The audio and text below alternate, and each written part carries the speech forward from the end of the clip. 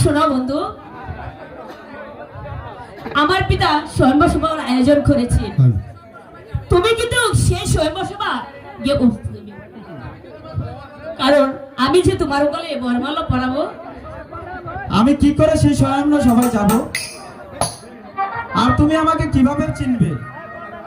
তুমি ছদ্মবেশ ধারণ করে স্বয়ংবর সভায় যাবে, আর আমার হাতের আংটি কেনা তোমার হাতে।